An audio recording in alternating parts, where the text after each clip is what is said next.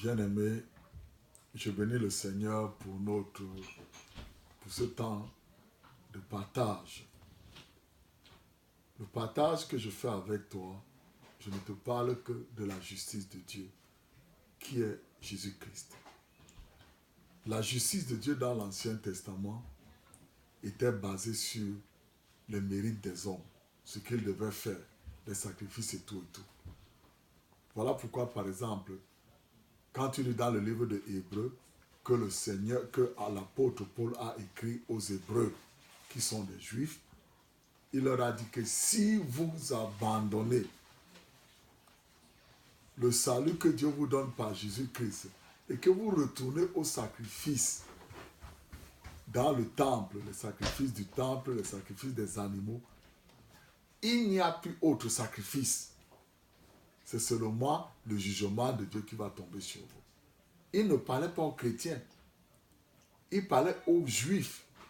Que comme maintenant qu'ils sont chrétiens, qu'ils continuent à être chrétiens, qu'ils continuent à croire à la grâce de Dieu, croire qu'ils sont justes. Parce que leur sacrifice qu'ils vont faire dans le temple, là, sacrifiant les animaux et tout, ne va plus leur faire juste devant Dieu. Parce que Jésus-Christ est venu.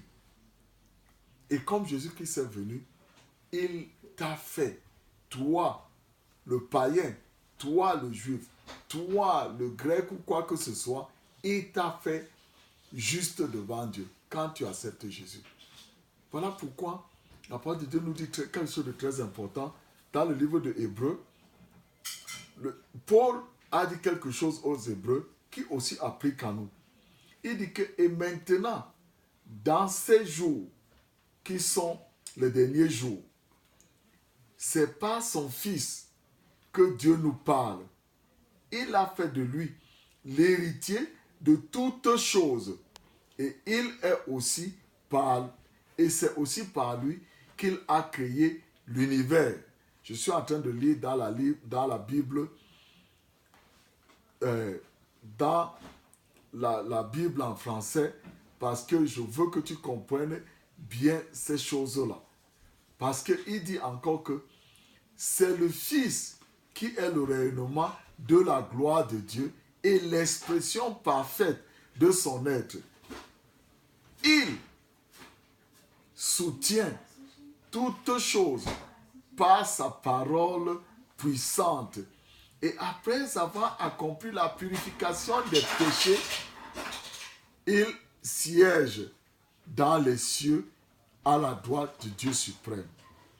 Regarde bien. Il dit que Jésus a accompli la purification des péchés pour toi et moi. Regarde bien ce qu'il dit. Et maintenant, il dit encore, dans Ésaïe 53, verset 10, jusqu'au verset 11, dans le second, il dit, il a plu à l'Éternel de le briser par la souffrance. Après avoir livré sa vie en sacrifice pour le péché, il verra une postérité et prolongera ses jours. Ça veut dire toi et moi. Et l'œuvre de l'Éternel prospérera entre ses mains. Quelle est l'œuvre de l'Éternel? L'œuvre de l'Éternel, c'est que toi et moi, qui avions été nés en Adam, nous puissions revenir maintenant en Dieu par Jésus-Christ, qui est le dernier Adam qui est apparu pour nous justifier, pour prendre les choses que Adam nous a apportées dans notre vie.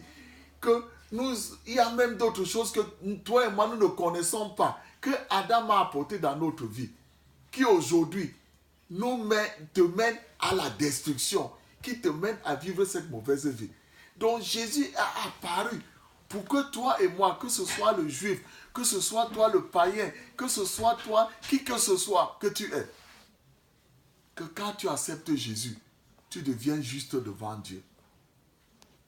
Et au verset 10, il dit, nous lisons toujours Ésaïe 53, verset 10 et 11. Maintenant, le verset 11 dit, à cause du travail de son âme, il rassasiera ses regards par sa connaissance. Mon serviteur juste justifiera beaucoup d'hommes et il se chargera de leurs iniquités. Mon frère, ce sont nos iniquités qui nous séparaient de Dieu. Voilà pourquoi nous étions destinés à la colère. Mais aujourd'hui, le Seigneur par Jésus qui nous a fait juste. Donc quand tu es chrétien, tu n'es plus sous le poids de la colère de Dieu. Tu es sous le poids obligatoire de la miséricorde de Dieu, de la pitié de Dieu en action, qu'on peut appeler la grâce, qu'on va appeler Jésus-Christ. Tout ce que tu es, tu n'es qu'un receveur. Frères et sœurs, il y a quelque chose encore que je veux bien que tu comprennes. Il dit dans Isaïe 54, verset 14, il dit que tu seras affermi par la justice, banni l'inquiétude, car tu n'as rien à craindre, et la frayeur, car elle ne s'approchera pas de toi. Écoute bien, il a dit tu seras affermi par la justice. Ça veut dire que plus tu connais que tu es juste devant Dieu, plus tu connais que tu es la justice de Dieu en Jésus-Christ, plus tu le déclares chaque jour, l'inquiétude va fuir de toi. Pourquoi? Parce que tu sais que avant que quelque chose, quand tu es inquiet que, oh, qu'est-ce que je vais manger demain? Il te dit que je vais pouvoir tous tes besoins. Quand tu es inquiet que, oh, tu as eu les maux de tête, mais le docteur a dit que les maux de tête, là, voilà les symptômes de Dieu. Non, moi, les symptômes là sont les symptômes d'Adam. Moi, je suis en Jésus. Dieu s'est mis dessus, je suis guéri. Tu vois, quand par exemple, on te dit que oh, le loyer, ou alors tu es dans un pays étranger, tu ne sais pas ce que tu vas faire demain. Qu'est-ce qu'il a fait? Il est devenu pauvre pour que toi, tu deviennes riche. Donc, ta déclaration, quand tu dis, je suis la justice de Dieu en Jésus-Christ, ça te guérit, ça prend soin de toi, ça prend soin de tes enfants, ça fait tout ce que Adam travaille pour faire. Mais toi, maintenant, Dieu te le donne gratuitement. Écoute-moi bien. Je ne te dis pas de ne pas confesser tes péchés. Je ne te dis pas de ne pas demander à Dieu de te pardonner parce que tu as fait une mauvaise action. Quand tu es marié, que ce soit toi le mari ou la femme, l'un fait une erreur pour l'autre. Mais qu'est-ce que tu te retournes? Tu dis à ta femme, chérie, pardonne-moi. Et le mariage continue. Pourquoi toi tu crois que parce que tu as fait quelque chose de mal, Dieu va t'abandonner? Au contraire, c'est le moment de courir à Dieu et lui dire, papa, je sais que tu m'aimes. Je suis la justice de Dieu en Jésus-Christ. Je sais que tu m'aimes et ton amour pour moi est éternel. Merci parce que tu m'aimes. Je dis ceci parce que, chrétien, il est important que tu te réveilles. Il est important que tu te réveilles, que tu prennes ton héritage.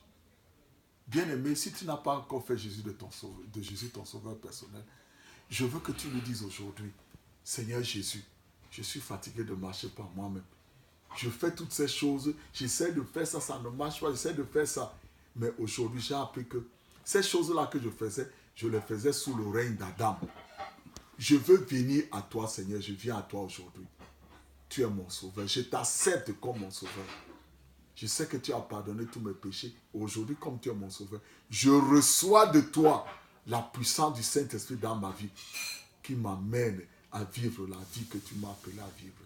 Je te bénis pour la destinée et le but que tu as préparé pour moi. Merci Seigneur.